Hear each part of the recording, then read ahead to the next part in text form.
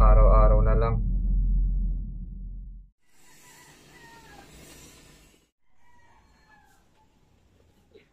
Kuya, paano to? Ito. Ito lang yan.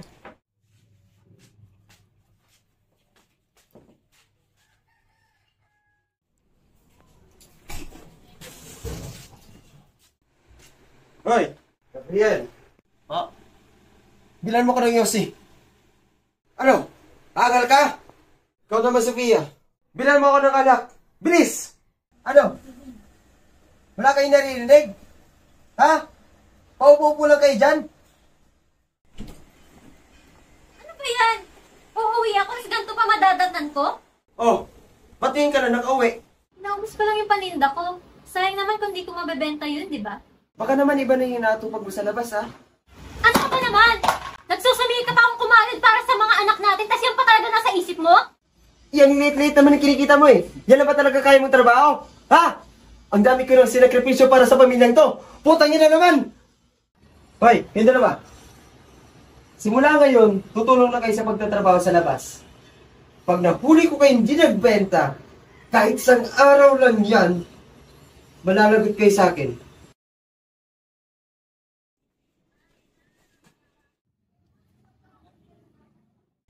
Bili na po kayo. Bili na po kayo, tinapay. Bili na po kayo. Pre, di ba nakatira yung dalawang bata ni sa squatter? Dun sa dulo? Ayaw nga, no? Alam ko sila rin mga dito sa bata eh. Sa school yung laging pinagsiltripan. Saka sabi ng nanay ko, magulo daw yung pamilya nila eh. Lagi daw nag-aaway. Ano na naman kahihiyang pinaggagawa ng magkapatid na yan dito? Benta-benta pa, wala namang bumibili.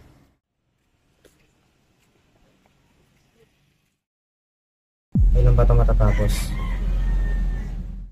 Nak, bili ka nga ng noodles na sa labas. Sige po, ma.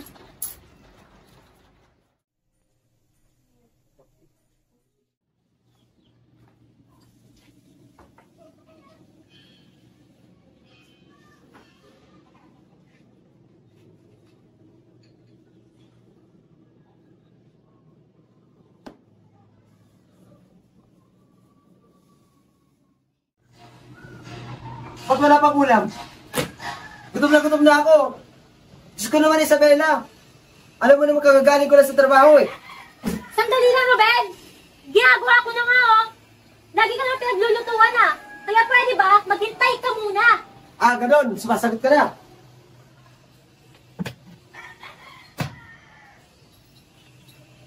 Kung ayaw mo kong paglutuan, pwes, mamatay ka na! Ano yun? Pwes, mabuti mang mamatay ka na!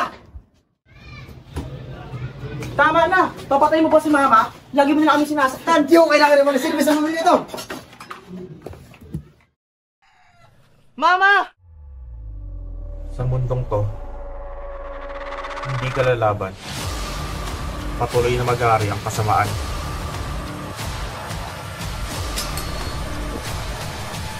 At hindi ko hayaan diktahan ng kahirapan ng buhay ko!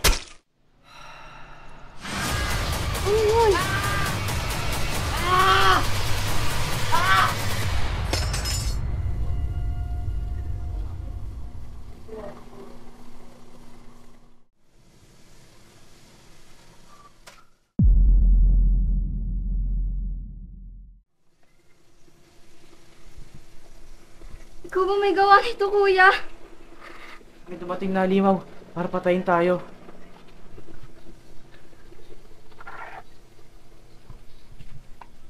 Ngayon, itutok mo sa akin. Huwag kang mag-alala. Tama lang na mamatay ako. Pagkatapos, tumakbo ka na tumakbo hanggang sa hindi ka maulin ng halimaw.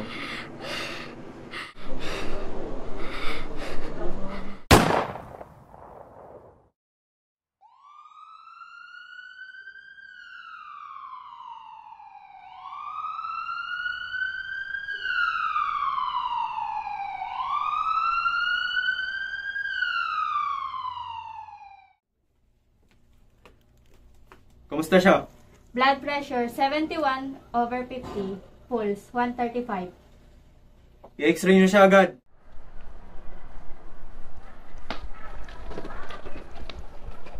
Oh, sino tong batang to? Siya po ang nakakabatang kapatid ng lalaki. Any injuries? Wala po, Dok, pero nagalang po siya ng matinding psychological shock. Ano yun?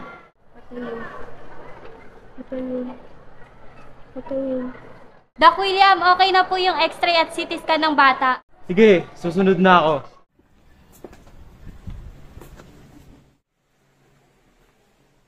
May tama siya ng balas, ano? Magiging mahirap tong operasyon na to. May magalaw lang tayo ng konti. Maaaring pumutok ang left artery. It will take some time, but let's do our best. Blood pressure, 120/80. Pulse, 92. Meron na siyang anesthesia. Okay, let's start.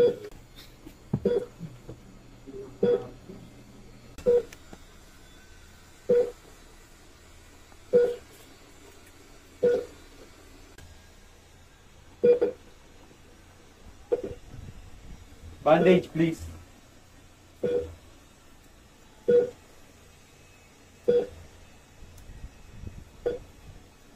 He looks good. The operation is now complete. Masaya ako natapos ko ang surgery ko sa'yo na matagumpay. Pwede ka pa magstay dito ng ilang araw o ilang linggo, then you're finally free to go home.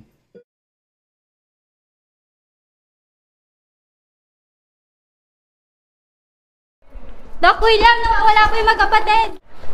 Ano? Hanapin niyo sila sa buong building! Kuya, hindi na ba tayo babalik sa Tondo? Tina Sophia, magsimula na tayo ng panibagong boy dun sa QC. Nayagan naman tayo ng kaibigan ko na makatira muna sa kanila. Huwag kang mag-alala, gagawin kong lahat para protektahan ka. Sa hindi inaasahang pangyayari, nanatili akong buhay. Nakatagana akong mabuhay. Itinakda ako na ubusin lahat ng mga kriminal. Kahit sino pa yan, negosyante, terorista, politiko, papatayin mo silang lahat. Alam ko hindi lang ako nagdurusa. Marami pang tao hindi kaya protektahan ng sarili nila na inaabuso ng mga makapangyarihan. Kaya anong masama kung kayo maglilito sa kanila? Di ba? Ito lang ang tanging paraan upang linisin ang mundo na ito na puno ng kasamaan. At gagawin kong lahat para matupad yun.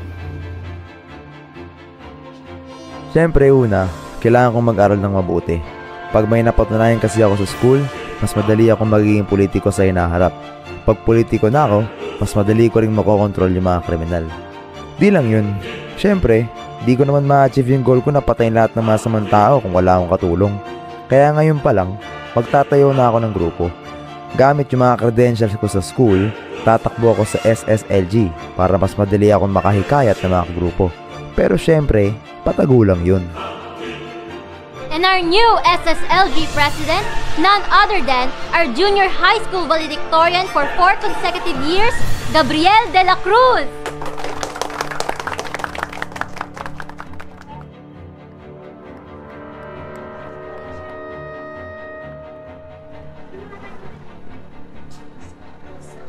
Luis, simulan natin gumawa ng grupo. Basta, ikalat nyo lang ni Viola yung text sa buong school pati sa mga barangay nyo. Kung sino man gustong sumali, sabihin nyo lang kung saan yung meeting place natin.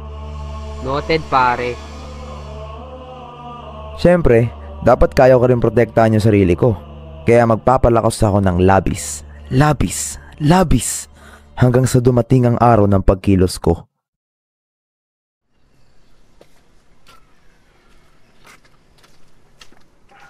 Musta? Ilan sumali? Sa ngayon, pre, umabot na ng 100 pataas.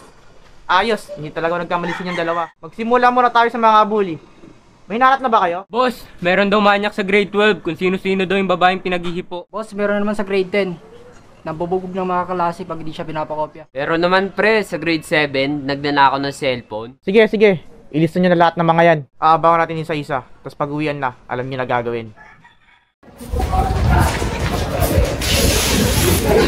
Ano? Ulihin ko ka pa? So naman, matuto ka kasing mag-review, ha? Di yung puro kopya ka lang. Kasi mananakit ka pa pag di pinagbigyan, ha?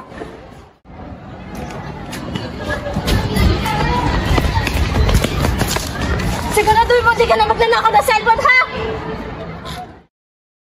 Siyempre, kailangan ng malaking pondo ng grupo namin. Lalo na sa hinaharap. Kaya nagtulungan kami na magtayo ng iba't ibang mga negosyo. Tamang research lang at unti-unti, ang laki ng kinita. Siyempre, di ako magpapatalo kay kuya. Gumawa rin ako ng mga grupo sa school ko at naging first honor ng sunod-sunod na taon.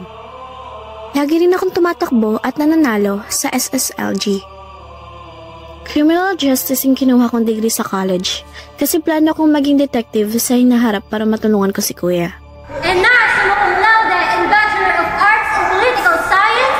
And our summa cum laude in Bachelor of Science in Criminal Justice, the one And only the best among the rest, our SSLG President, Gabriel de la Cruz. Sofia de la Cruz. Ngayon, Maghahari na. ang katarungan. Sofia, sure ka na ba talagang sasali ka sa grupo namin? Magiging madugo yung laban na to. Alam ko, don't underestimate me, kuya. Okay, just make sure na mag-ingat ka palagi ha. Alright everyone, ngayong araw, magsisimula tayo magparusa ng mga totoong kriminal. Ituturo ni Sofia yung mga strategies na gagamitin natin, which we will do every day, hanggang sa mga huli natin mga hininga. Are we clear? Yes, boss! Siguraduhin yung nalagyan nyo ng mga silencer o mga baril nyo, ha? Para hindi kayo marinig. Magsuot din kayo ng mask sa sombrero. Nagkakaintindihan ba tayo? Yes, ma'am!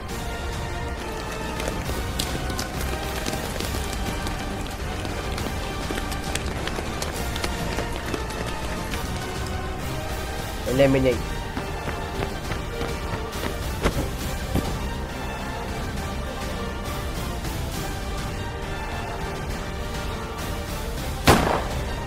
Eliminate.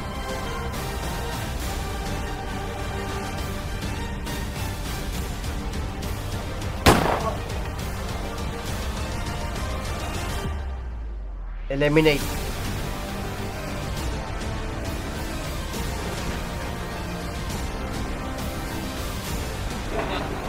Kailangan to. Marami akong pera. Buhayin mo lang ako. Sa'yo na to. Yung kalahanan.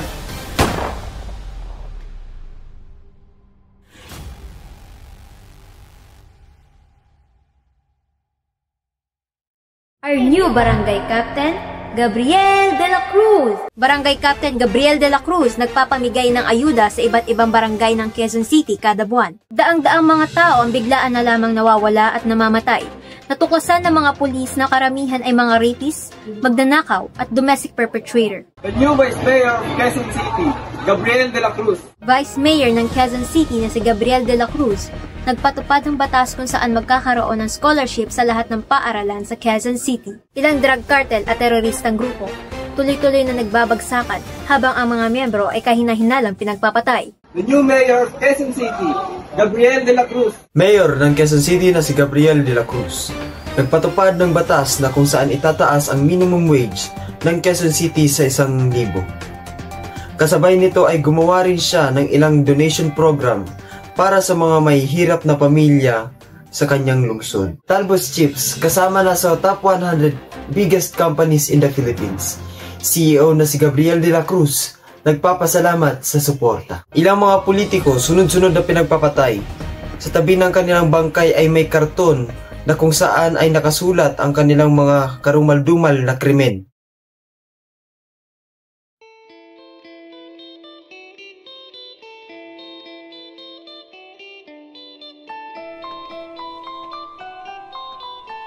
We have been investigating a case for 9 years already, and it looks like our chances of solving it are getting slimmer day by day. Tens of thousands of people in a specific region in our country have been killed and missing throughout the years. It might seem normal, but what's suspicious about it is that all those people are criminals. They were either suspects for a vicious crime or already in jail for one. Well, all those people are better off dead anyways. Less problem for your country. Who said that? Even if they are criminals, killing is still a crime. But you can't be sure that it's murder, right? What else could it be? There's no way 10 of 1,000 criminals would continually be killed or be missing. It's impossible to organize so much murder of these scales and frequency. Philippines, do you have any main suspect? We think that a large organization is responsible for these killings. We also think that the leader is either a politician or a higher-ranking PNP or AFP officer, since they know a lot of information about the biggest criminals in our country. The murderers are also skilled, since the people living near the scenes of crimes don't seem to hear or see anything. So there were no witnesses and evidence at all for the past 9 years, which was troublesome for countless detectives in our country. Some detectives have also turned down the case since they are afraid that the organization might kill them too. We are asking for everyone's help. If a large organization is doing it, then the FBI or CIA must be involved. What the hell are you talking about? That settles it. We'll have to call on Ace to solve this one. But he's kind of stubborn. Ace only takes on the cases that interest him. Nonetheless, he's still the best detective in the world. Stubbornness aside, how can we even contact him?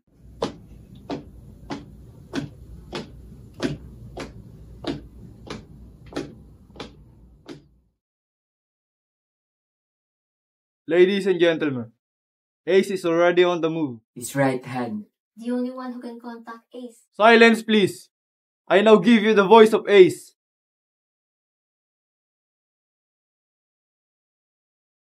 Greetings to everyone at the ICPO. This is Ace. This case is the biggest and the most difficult one yet, an atrocious and unforgivable mass murder. In order to solve this case, I ask all of you to offer me your complete cooperation. But first, I need you to let me televise something.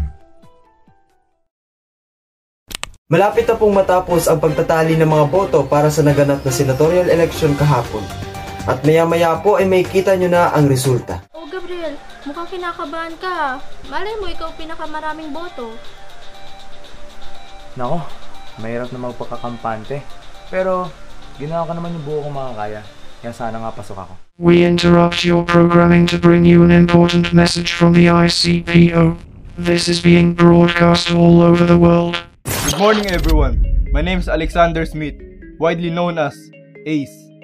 Sino to? Tens of thousands of people are getting killed and have been missing in Metro Manila, Philippines for the past 9 years. You might think that it's normal because it happens every day, but no, suspiciously, all of those people are criminals, such as burglars, rapists, corrupt politicians, drug cartels, terrorists, and a lot more. Even if they're criminals, killing them is still a crime. Especially since they were killed without going through court trials or judicial examinations. I have a message to the leader of the organization that orchestrated these killings. Your way of executing justice is illegal and evil. Therefore, it should be punished. But, I'm going to be considerate. With the help of the ICPO, we have already found out who you are. So I'm going to offer you a negotiation. Come here to the Malacanang Palace and confess all of your crimes and motives. In return, your identity will not be publicized, but you need to be imprisoned and pay a fine for the crimes that you committed and stop the operation of your organization. If you refuse, we will destroy your reputation and organization in front of the media. We will give you a week. Ako? Demonyo? Kriminal? Pinaprotektahan ko lang yung mahihina at inaabuso? Putang ina.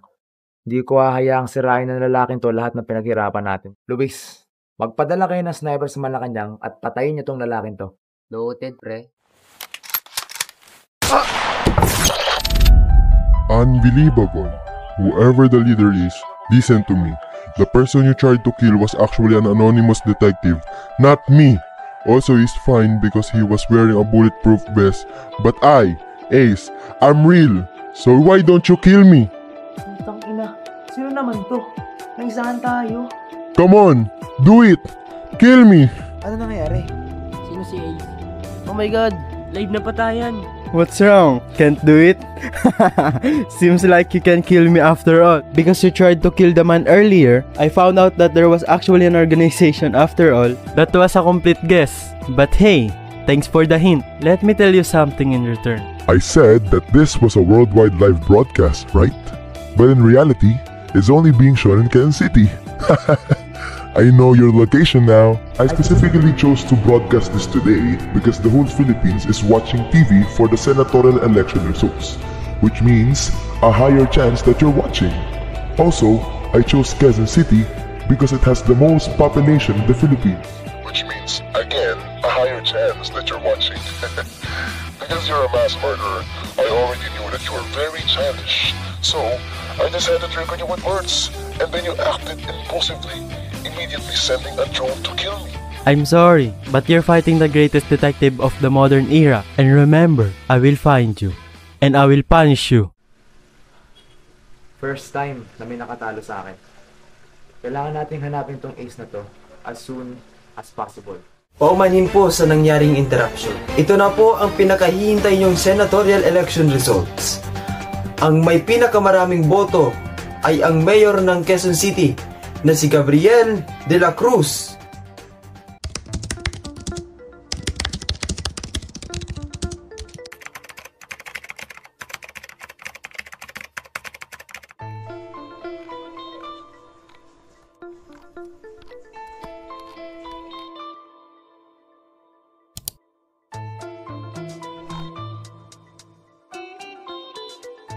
The judge would be a cool name for the leader of the criminal killing organization. True, and then the organization can be called Utopia, because that's what they want, a perfect and peaceful world. To be honest, I support the judge. He's only protecting innocent people from criminals. What's wrong with that? But killing is still a crime.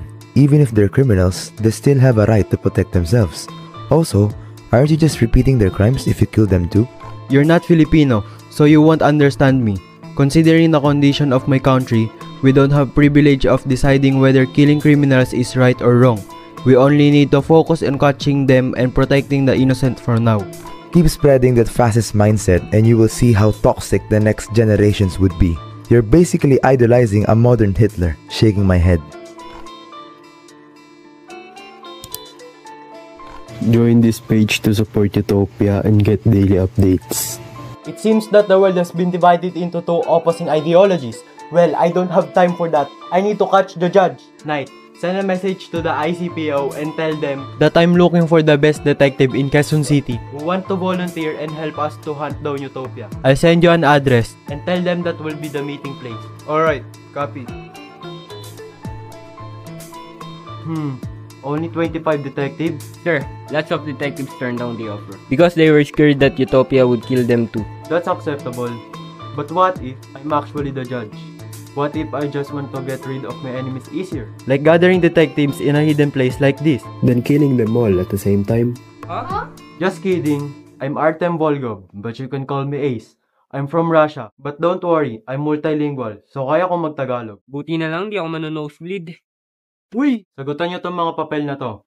Tungkol lang naman to sa mga personal information nyo. Then from time to time, magsasend ako ng files and tasks sa mga station nyo kapag kailangan ko ng tulong. Are we clear? Yes, sir! There's a big chance that the judge is either a politician or a high-ranking PNP or AFP officer here in Quezon City. Kasi ang dami niyang alam tungkol sa mga kriminal. Kahit yung mga pinakamalalaki sa pinakamayayamang kriminal na di pa napapatunayang may sala. Nagawa niya ng paraan, tas pinagpapapatay niya. Ngayon, malaki rin ang chance that there is a spy here. They might even be the judge or just a member of Utopia. Either way, mas malapit ko na siyang mahuli. So, ikaw pala si Ace. Kuya, gumawa ng grupo si Ace para hulihin tayo. Sumali ako para makakuha ng impormasyon. Sa ngayon, nag-send pa lang siya ng files. Nandun yung mga main suspect niya. Nandito yung mga pinaka-demonyong criminal sa Quezon City na di pa napapatunayan may sala. Kita ko, di ko pa nasusolve eh. Pero si Ace, nagawa niya. Kaso alam ko na iniisip niya. Gusto niyang patayin ko itong mga to para mapatunayan niya na may spy nga sa inyo. Which is ikaw. Di na niya ako maisahan ngayon. Mag-focus muna tayo sa group natin. I wait for him to make one wrong move. Then we'll use that opportunity. Mas dumami ang bilang ng mga nawawala at namamatay na kriminal sa buong Luzon nitong mga nakaraang linggo. Mas lumakas naman ang suporta ng mga mamamayan para sa Utopia. Sabi nila, mas nagiging ligtas daw ang pakiramdam nila nitong mga nakaraang buwan sapagkat naubos na ang mga kriminal. Senate President Gabriel de la Cruz, ipinabasura ang Jeepney Modernization Program at kapalit nito ay gumawa ng batas na kung saan ay magpapamigay ang gobyerno ng libreng electric jeepneys para sa mga tsuper. It's been 3 months now. The judge got me this time. Alam niya sigurong hinihintay kong patayin niya yung mga criminals na sinend ko sa 25 detectives. He's actually smart. I have no choice to resort to my second plan. Knight, I need you to place hidden cameras in the houses and offices of 25 detectives. But sir, isn't that illegal? We have no choice anymore. We have to do this.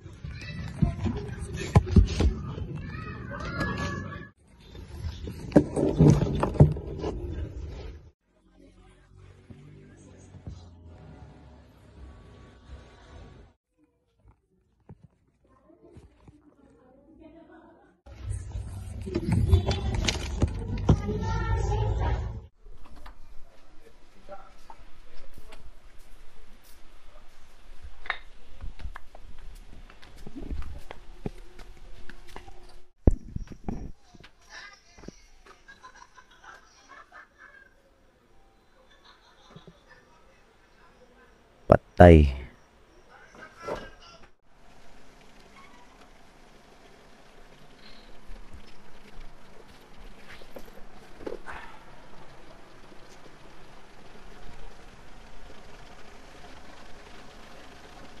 Luis? O pre, ba't napatawag ka? Kain tayo sa labas bukas ni Viola. Sige pre, may time naman ako. Tanungin ko muna siya mamaya kung makakapunta siya bukas. Sige, sige. Kita tayo bukas sa SM mga kitoklak. Bye! Ay.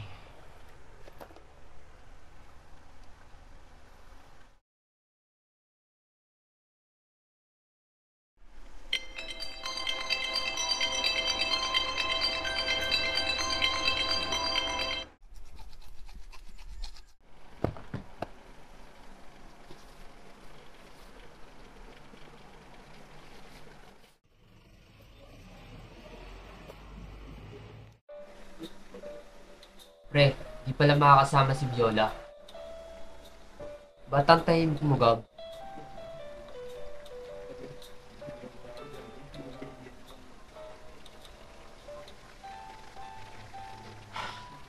Okay. Wala ang suot ko. Tingin ko kasi, may hidden camera sa buong bahay ko. Ha? Paano nangyari yun? Unang-una, Lagi ako nag-iipit ng papel sa pintuan ng kwarto ko. Nilalagay ko yun sa bandang gitna, tas kita yun sa loob. Kagabi, nasa bandang baba na siya, tas kita na sa labas. siguro may pumasok. Tapos nung nakita niya nahulog yun, binalik niya. Kaso mali na yung pwesto kaya halata na siya. Pangalawa, Diba, kailangan ng bisagra para makabit yung pinto. well, lagi ako nagsusuksok ng manipis na stick sa taas nun. Kagabi, nakita ko balina, kaya halatang may pumasok dun. Tas syempre, naipit ang pinto kaya nabali. Lastly, lahat ng sinabi ko, first time lang nangyari. Ilang taon na ako nakatira dun. So sure talaga akong may pumasok. Tapos naglagay ng hidden cameras. Hula ko, si Ace yun. Kaya pala hindi ka sumasagot kagabi habang nasa operation kami. Yun nga Tsaka, simula ngayon, di ko na talaga magagamit yung secret room ko sa bahay. Kasi, baka makita yun sa hidden cameras ni Ace. Kaya baka ilipat ko yung station ko para matulungan ko pa rin kayo every operation. Ay pre, pwede mo yung gamitin para tigilin na yung investigation ni Ace. Saka nung si Pio, kunwari, aksidente. May nakita kang hidden camera sa loob ng kwarto mo. Tas dapat makonect natin yon sa ICPO para mabanan sila sa Pilipinas. Kasi illegal yun Yan nga din iniisip ko Sige, let's make a plan. 6 na buwan na rin na nakakalipas. Wala naman ako nakita o narinig na illegal. Pero may nag-iisang kahinahinala talaga para sa akin. Si Senate President Gabriel de la Cruz. Ba't naman? Firstly, beside Gabriel's room was just an empty, long and large hall. But if you look outside the house, the part is not carved in. So it was definitely not just a design. If you look inside the room, there are bookshelves that have direction aligned with empty wall. So it is highly possible that there is a space behind the bookshelves serving as a secret room. Di lang yun, nung gabi rin yun, bumaba rin ng sobrang dami ng kriminal na namatay at nawala sa Luzon. First time sa loob ng 10 taon na nag-ooperate yung Utopia.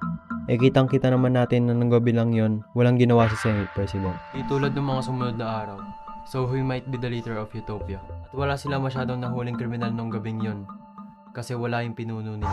Lastly, he was the mayor of Quezon City.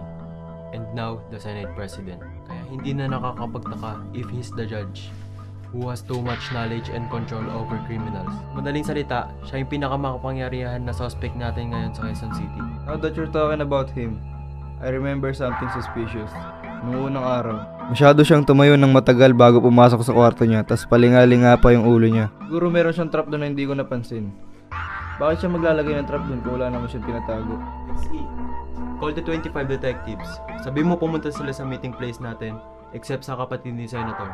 I think she's the spy. Noted, Ace.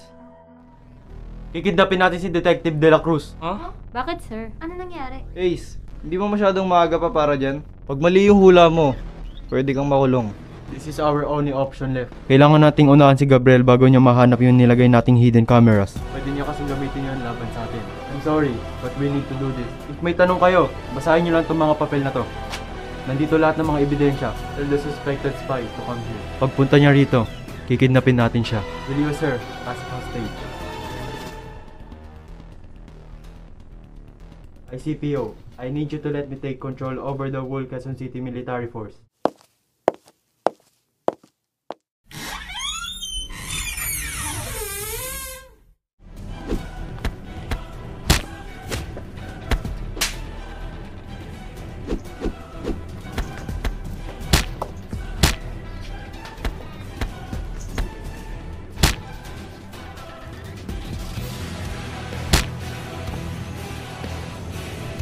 Call your brother.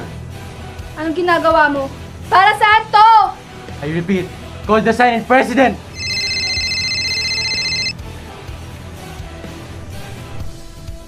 Uy, Sophie, ba't napatawag ka? This is Ace. For the last time, I'm going to be considerate and offer you a negotiation. Meron ako may kompletong ebidensya which proves that you're the judge. Pumunta ka sa address na isasend ko. Confess all your crimes and motives. Pay a fine for your crimes. Serve time in prison. And stop the operation of Utopia. In return, we won't publicize the judge identity. And you won't get the death penalty. If you refuse, we will expose everything to the public.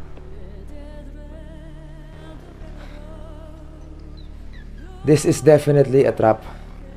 Sigurado rin akong hinostage nila si Sofia kasi gamit nila yung number niya. Luis, ihandaan niyo lahat ng mga membro natin sa buong Luzon. Wala naman talaga akong konkretong ebidensya laban sa Senate President. Siya lang talaga yung pinakakahinahinala sa lahat ng suspect at yung pinakamakapangyarihan din. Kailangan ko lang talaga siyang maunahan bago niya makahanap yung hidden cameras sa bahay niya. Pag kumagat siya sa patibong ko na to at umamin nga, huli siya. Pag hindi, pwede akong makulong. This is no doubt the biggest gamble in my whole life.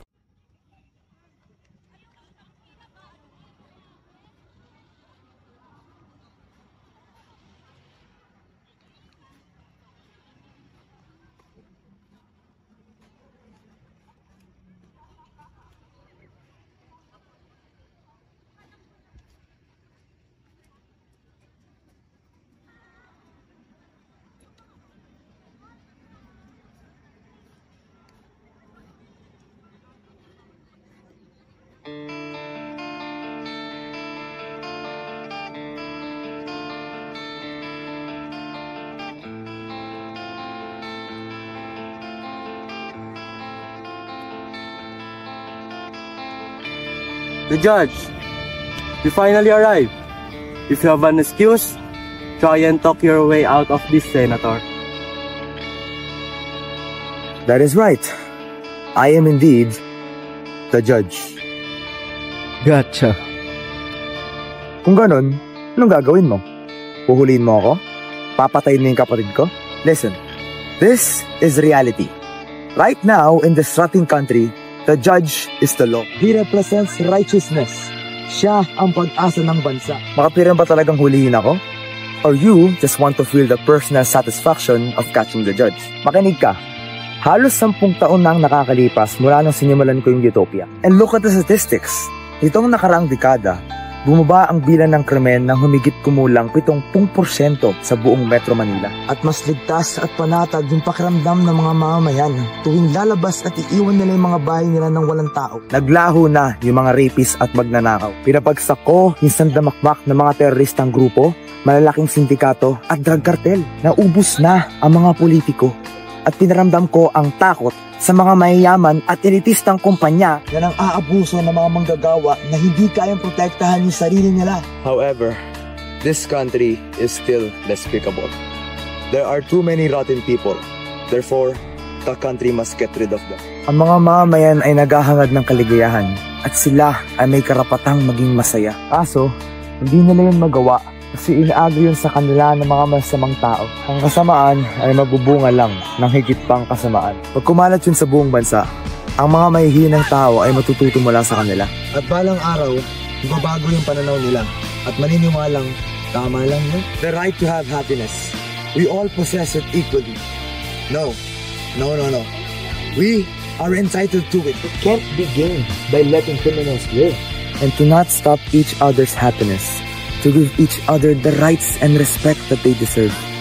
That is how Filipinos should be. As the most gifted living beings on the planet, humans are meant to move forward. Yet we have been moving backwards Nung sinimulan kong itayo yung utopia, napagtanto ko, kailangan ko tong gawin? Hindi. Ako lang yung makakagawa nito. Alam kong yung pagpatay sa mga tao ay krimen. Pero sa kondisyon ng bansa ko, yun lang yung tanging paraan para maitama yung mga bagay-bagay. Naisip ko na balang araw, maiintindihan din to ng mga tao and regard it as an act of justice. I had no choice but to act as the judge. Yun yung kapalaran na binigay sa akin. I was chosen to renew this rotting country, to bring about true peace, a utopia. May iba pa bang tao na makakagawa nito? Makakaabot sa kinatatayuan ko ngayon? Leading our country in the right direction? Tanging mga hangal na tao lang na mababa yung kalibre yung gagamit ng organisasyon para sa personal nilang kasakiman, para sa sarili nila. Ni minsan, di ko naisip yung sarili kong mga interes. Ibang-iba ako sa kanila. Ang mga taong to, yung kalaban ng bansa. Isipin mo, gusto mo bang bumalik sa isang bulok na bansa? Gusto mo bang bawiin yung mga bagong ideolohiya ng mga tao sa buong mundo? Kahit ikaw, dapat maintindihan mo yun. There are people in this country that we clearly would be better off without. If it's justifiable to kill harmful pests, then why is it wrong if I'm the one to do it? Is it really best to arrest the judge? Makakabuti nga ba talaga yun para sa bansa? Or is it just for the sake of your own ego? The one in front of your eyes may be the judge, but he is also justice. No. Isa ka lang na mamamatay tao. Ang dami mo pang satsat eh. And your organization is the worst excuse to execute justice ever in history. Kung talagang normal kang tao, kung nakikita mo yung kayang gawin ng organisasyon mo, kung ginamit mo lang to ng isang beses, matatakot ka rito eh. Magsisisi ka pa sa ginawa mo at hindi mo na to gagamitin ulit kahit kailan. But you lost yourself to the power of the organization. Mistakenly thinking you could become a god, a crazy mass murderer, a genocidal maniac. That's all you are. Nothing else. Ace, you're the one that's mistaken. I am already justice. That may be so. Ano bang kaibahan ng tama at mali? Ano bang kaibahan ng mabuti at masama? Wala naman talaga makakapagpatunay ng totoo nilang kaibahan at kahulugan eh. Kahit naman may Diyos. Kunwari, tinuturo niya yung mga salita niya. Hihinto at hihinto pa rin ako para mapaisip kung tama o mali ba yung mga pinagsasabi niya. Kasi kung tutuusin, pareho lang naman tayo eh. Huh? Kung ano yung mga pinapaniwalaan kong tama, tinuturing ko silang makatuwiran. Parang ikaw lang din.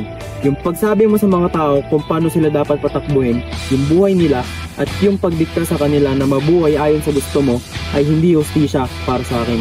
Itawag mo yung sarili mong hustisya, pero pumapatay ka ng sandamakmak na mga tao, para sa akin, kademonyohan yun. Saka paano naman yung iniisip ng iba? Ano yung paniniwala nilang tama? Ano yung pakiramdam nilang tunay na hustisya? Here's the thing. Everything you build is just a response to a trauma that you were not able to fix. Gusto mong patayin lahat ng mga kriminal dahil lang sa pinagdaanan mo nung bata ka? Yes, you experience domestic violence, child labor, and bullying. Pero di ibig sabihin nun magiging bayani ka na ng mga inaapi, acting on your own impulsively like a madman. Putang ina. Napapalibutan ako ng mga mangmang na puro sarado yung pag-iisip. Well, I guess there's no hope anymore. Surround the fucking area.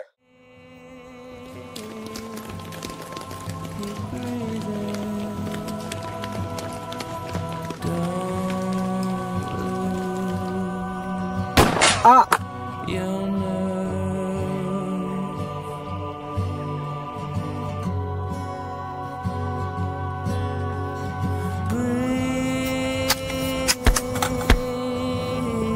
Sir.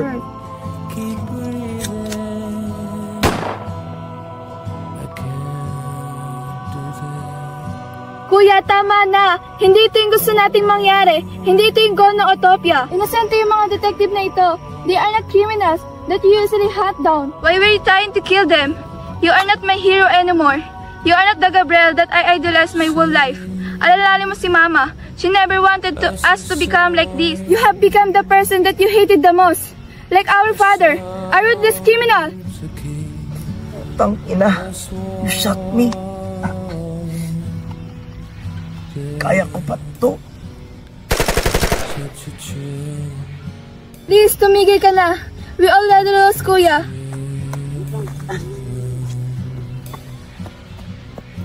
Sir, si De La Cruz! Yayain niyo siya. rin naman siya makakatakas eh.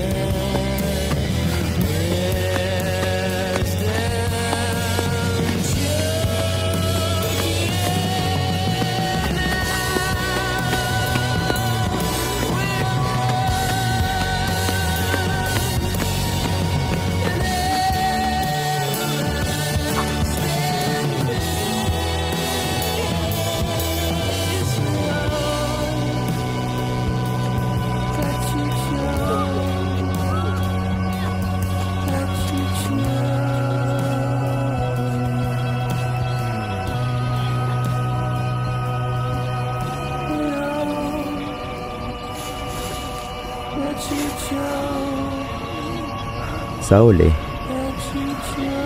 talo pa rin sa batas ang mahirap.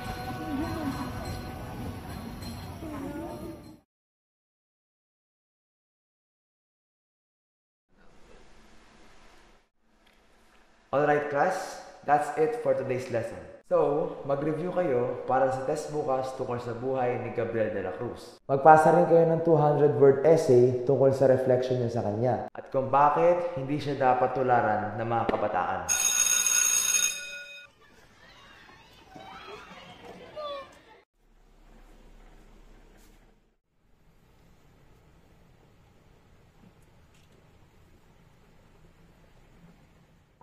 Ang boboring naman ng mga cases ngayon. Asan na kaya si Gabriel?